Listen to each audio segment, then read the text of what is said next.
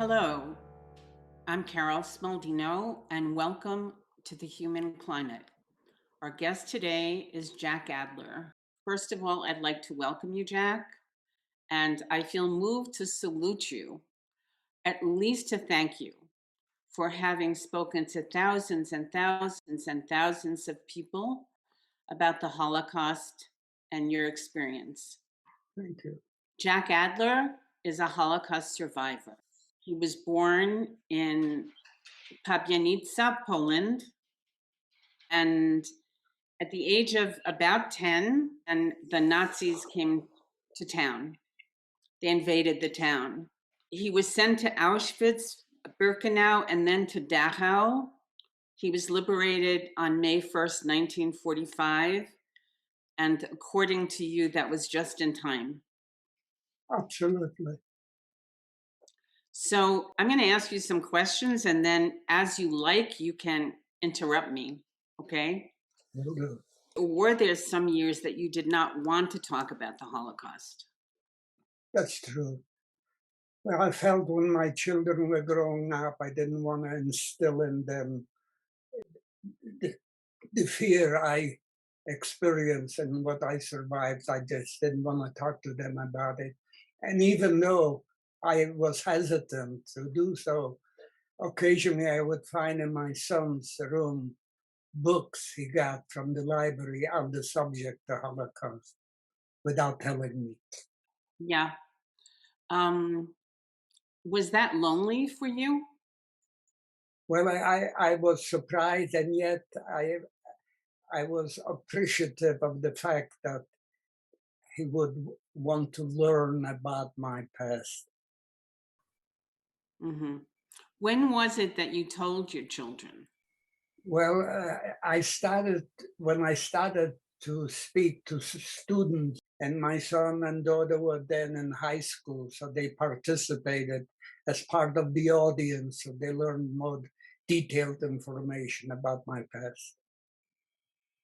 Can you tell me a little bit about what it was like to live before the Holocaust, before the Germans invaded?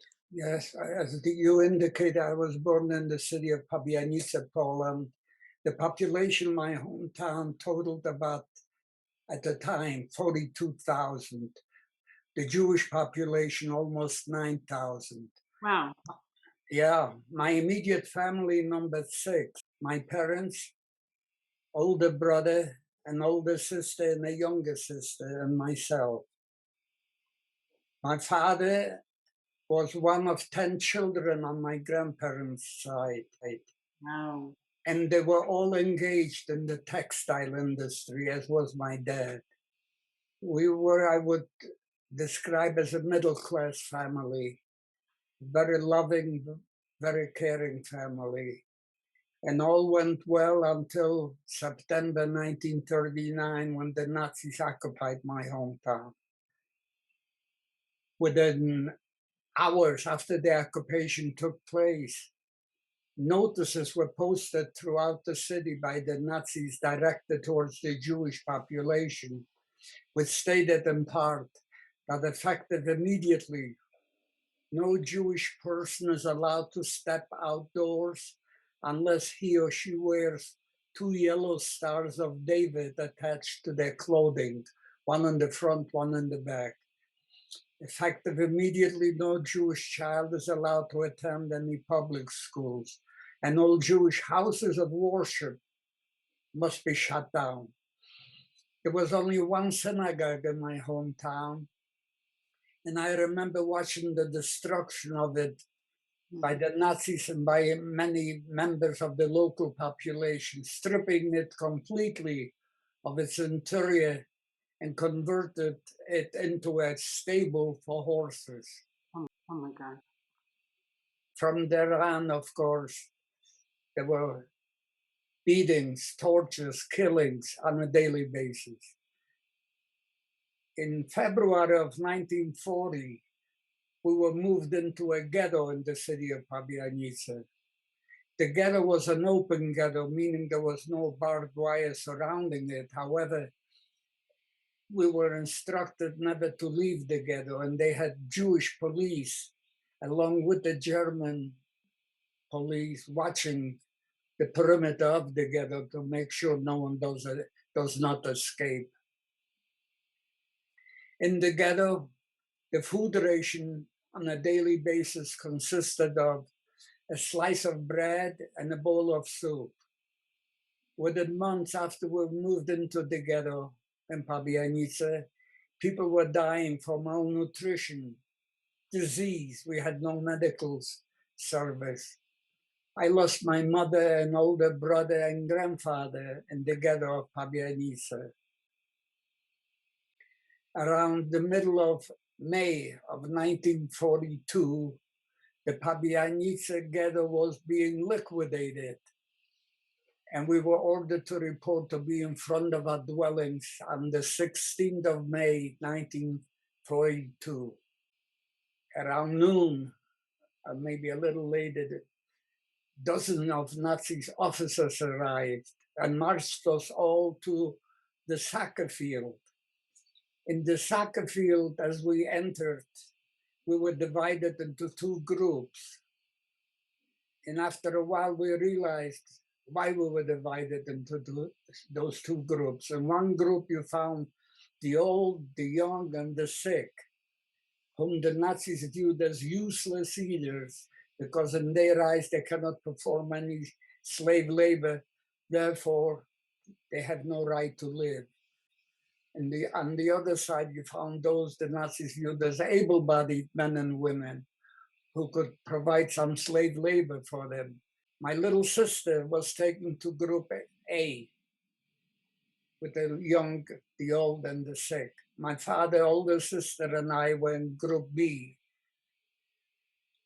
We stayed in the soccer field approximately about 2 days. The first night it poured rain. Ooh. And when the rain stopped, a couple Nazi officers came up towards Group B, where my father, sister, and I were in, as for volunteers to pick up the debris that was left behind by those who were shipped out from Group A, like articles of clothing, pieces of paper, and so on.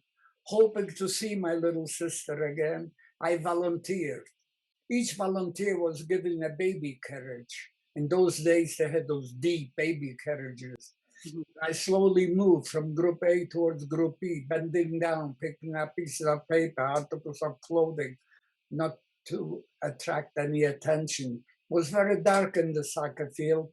Most of the lighting came from the headlights of the trucks as they came in and out, taking people from Group A out of the soccer field. And when I got close enough towards Group B and the trucks were out, I started calling my little sister's name out. And some of the people who were still in Group A repeated calling her name. What was her name? I'm sorry? What was her name? Peska, P-E-S-K-A. Mm-hmm. And then suddenly she showed up and I motioned to her not to get too close, wait until the trucks are out and it's dark again and try to get into the baby carriage. And she did so. And I slowly moved from Group B towards Group A, where my father and older sister were waiting to hear from me. Once again, picking up pieces of paper, articles of clothing. However, this time to cover her up, because if the Nazis would have realized what we were up to, they would kill us on the spot. And when I got close enough towards Group B, and it was dark in the soccer field, I told my father and sister that Peska is in the baby carriage, and they took her out. The following day, we found out what happened to those who were in Group B, the old, the sick, the young. All of them were taken to the Chelmno extermination camp where they died the very same day. Group B would move to the ghetto of Lodz, L-O-D-Z. The ghetto of Lodz was a huge ghetto because they sent people from surrounding small towns like Pabianice into the ghetto of Lodz. In its peak, I would say the population was around 300,000. Wow. The ghetto of Lodz, oh yeah, the ghetto of Lodz was surrounded by barbed wire every 10, 12 feet. There was a Nazi guard station to make sure no one tries to escape. In the ghetto of Lodz, the Nazis established all kinds of factories to assist them with the war machinery. I was assigned to work in a straw factory, where we were ordered to manufacture straw shoes to be worn by the German soldiers who were then fighting the Soviet Union on the Eastern Front to keep their feet warm. And once again, the average daily food ration in the ghetto of Lodz consisted of a slice of bread and a bowl of soup. The bowl of soup, however, was given us at work. So those people who were sick, weak, unable to work, never received the second half of the daily food ration. People were dying by the thousands in the ghetto of Lodz from malnutrition, disease. People were taken out to extermination camps by the thousands. When the ghetto of Lodz was being liquidated, late summer 1944, there were about 68,000 people left in the ghetto.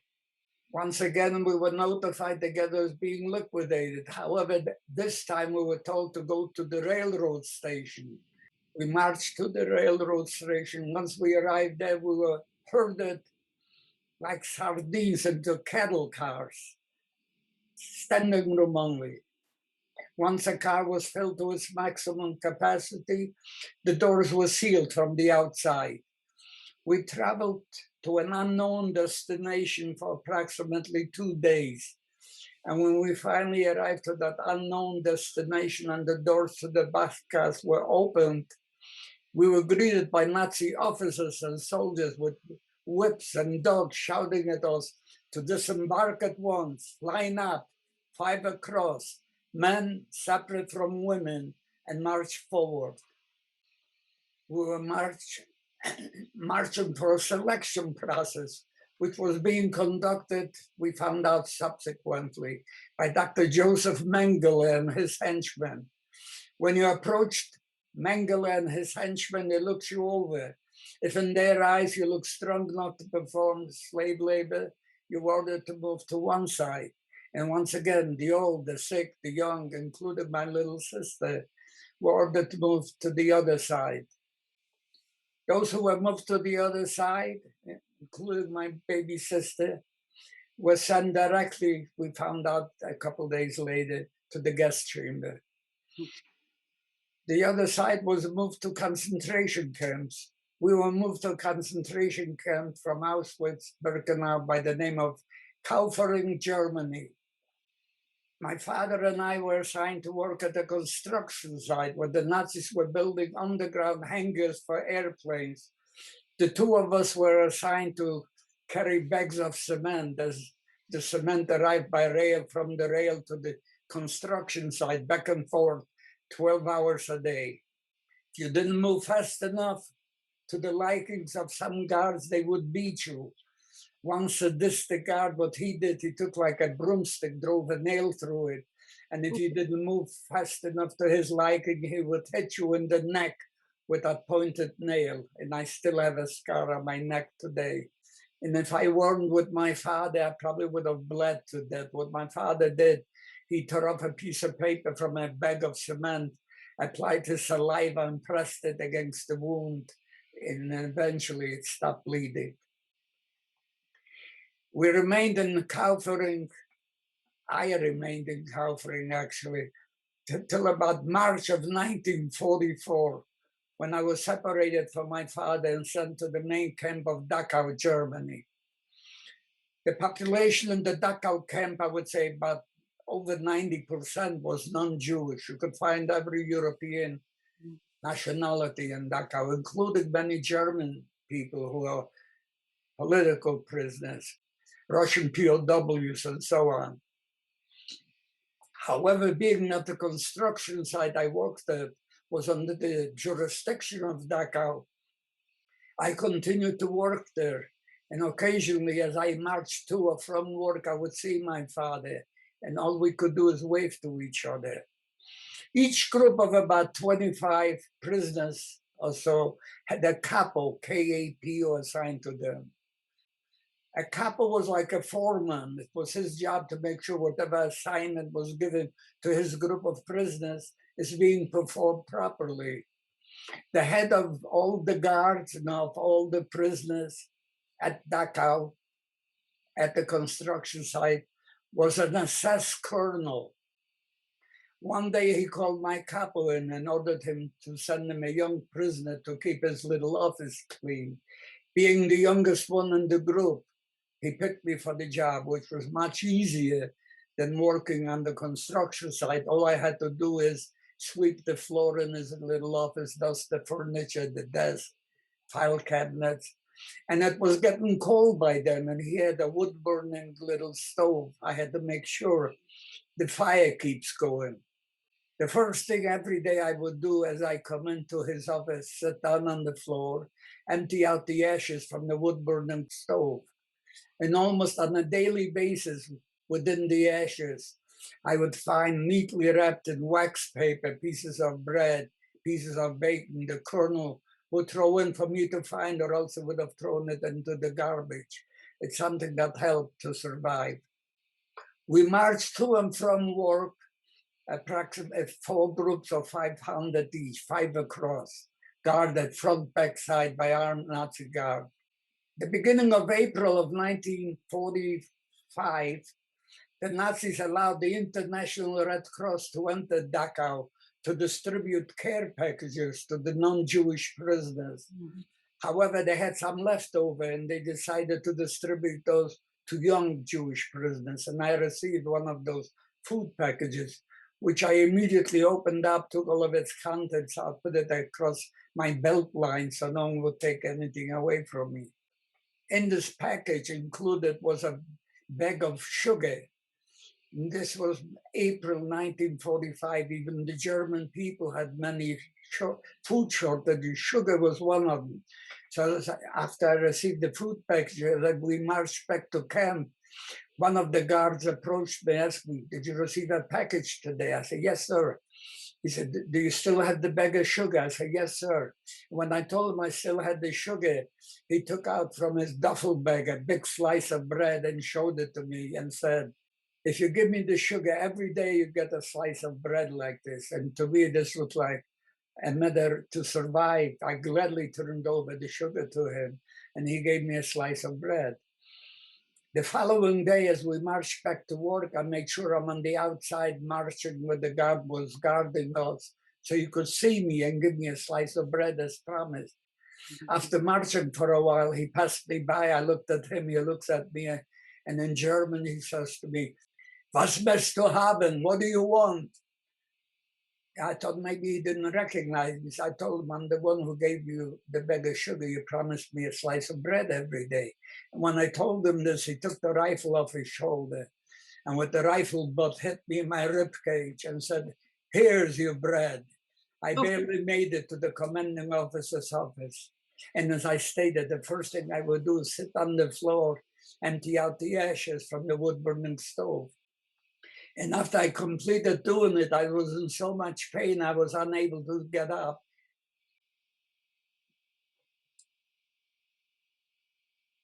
And I started to cry. And mind you, the colonel, an SS colonel, high-ranking Nazi, he came up to me. This was the first time in over 5 years, especially a Nazi officer would talk to me like to a human being. He came up to me in German and asked me, "Was ist los, meine Junge? What's wrong, my boy?" Even though I realized the consequences, informing on a Nazi guard to a superior officer, the consequences may be very harsh, but I was in so much pain, I didn't care what he does to me. I told him what happened.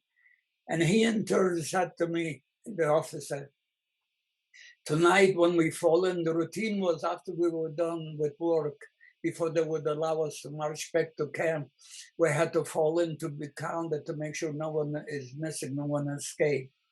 He ordered me to point the guard out to him. Reluctantly, I did so.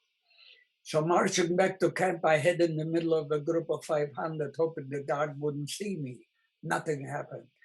The next day, going back to work, the same thing. I'm in the middle of a group of 500, hoping the guard wouldn't see me. And after marching for a while, I could see out of the corner of my eye this guard is looking across each group of prisoners. I said, here comes another beating, or he could kill me. Nobody would do anything to him. But to my surprise, when he saw me, he reached out and handed me a slice of bread. I couldn't believe my eyes. And when I came into the commanding officer's office, practically the moment I opened the door, he walked up towards me and asked me, did the guard give you any bread today? I said, yes, sir. He says, every day he used to give you a slice of bread as he promised you. If he fails to do so even one day, don't be afraid, let me know and I will deal with him. Even though he was a high-ranking Nazi officer, a colonel, he was a decent human being caught up in the Nazi movement, as I'm sure there were many other German people. But he knew the war was coming to an end and he could do something humane. He didn't hesitate. Okay. And he actually saved my life. Mm. We remained in Dachau until about April 26th or 27th, when about close to 7,000 of us were marched out of Dachau. The march has been documented as the Death March. What did that mean, Jack? Well, we marched all during daylight hours. At night, they would take a group of prisoners to the other side of the woods. There were woods on both sides of our march. And they were ordered to dig a big ditch. They were given shovels. When the ditch was completed, they were ordered to line up around the perimeter of the ditch, and they were shot to death. Mm. And this was on a daily basis. When we were liberated early in the morning, May 1, 1945, by the United States Army under the command of General Dwight David Eisenhower, there were less than 4,000 of us left. I was very weak. I wouldn't have made it one more day. And those who were unable to continue the march weren't left behind alive. They were shot to death. I was immediately after the liberation hospitalized in a newly formed displaced persons camp in Vierenwald, Germany. I received excellent medical care. My hospitalization lasted approximately 3 months. During my hospitalization, the International Red Cross and the UNRWA, the United Nations Relief Rehabilitation Administration, conducted surveys of survivors throughout Europe, and those lists were provided to the various displaced persons camps. And that's when I found out I was the sole survivor of my immediate family of 6,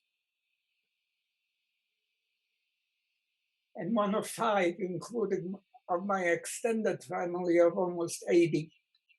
Mm. I was brought to the United States by the Jewish Children's Bureau as a war orphan and placed to live in a wonderful foster home in Chicago, Illinois. I first attended night school to learn the language. I finished high school, college, served in the United States Army during the Korean conflict.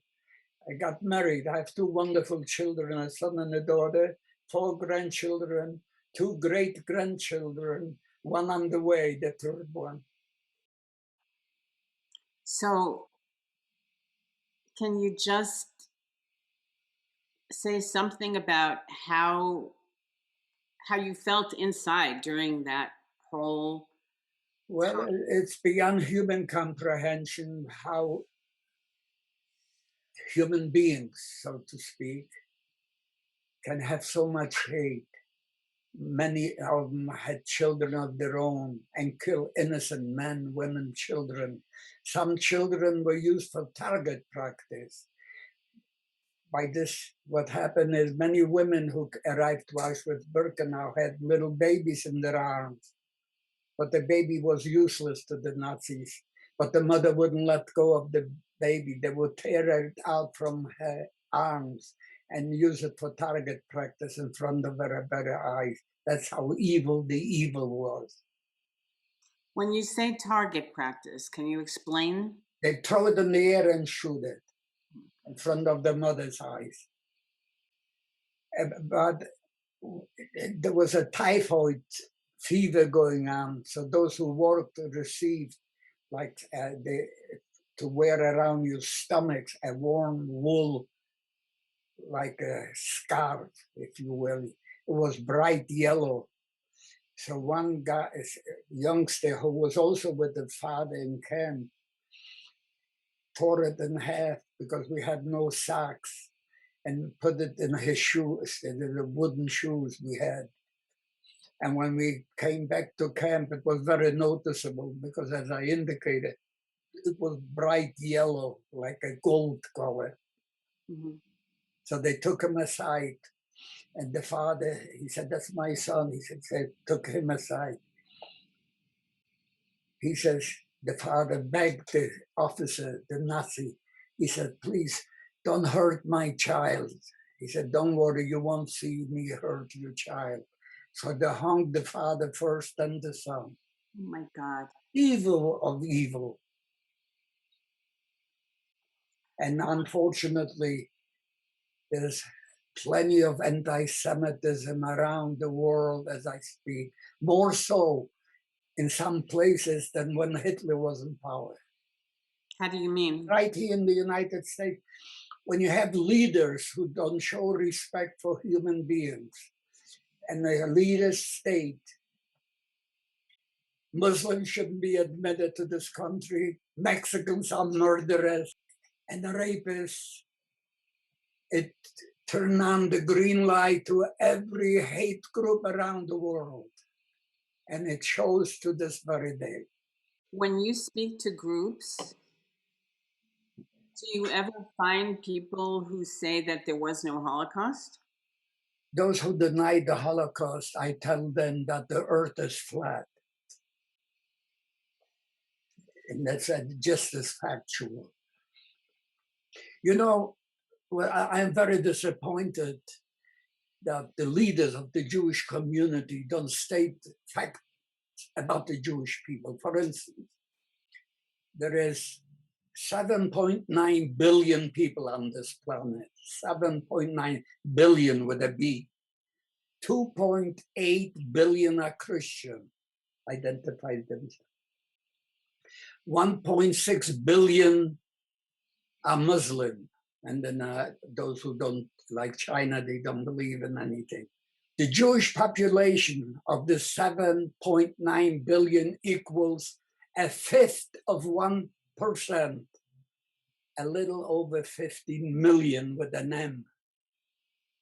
And what they don't tell those hate mongers, that a fifth of 1% of the Jewish population are the recipients of over 22% of Nobel Prizes. They don't state that, the fact. Some of those hate mongers, they or their loved ones would be crippled with polio today if it weren't for a Jewish doctor, Jonas Salk, who discovered the anti-polio vaccine and refused to patent it so that everyone on this planet has access to it, saving millions of lives from this crippling disease annually. Why don't we talk about the positive thing? There are no negative, all those things are made up, stereotyping the Jewish people. Do you feel sometimes that some people have jealousy? In my opinion, I'm no psychologist, but from what I have observed, in my opinion, most hate mongers are inferior human beings who need someone to put down someone so they can elevate themselves in their sick mind.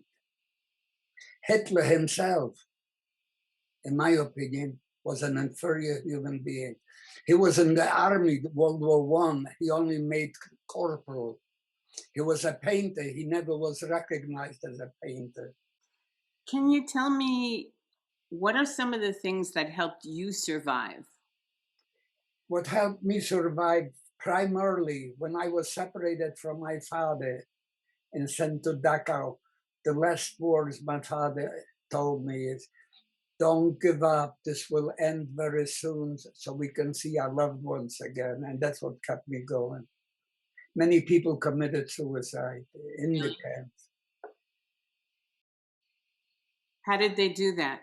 Well, we marched to and from work. We came daily to a railroad crossing. We had to wait until the train comes by.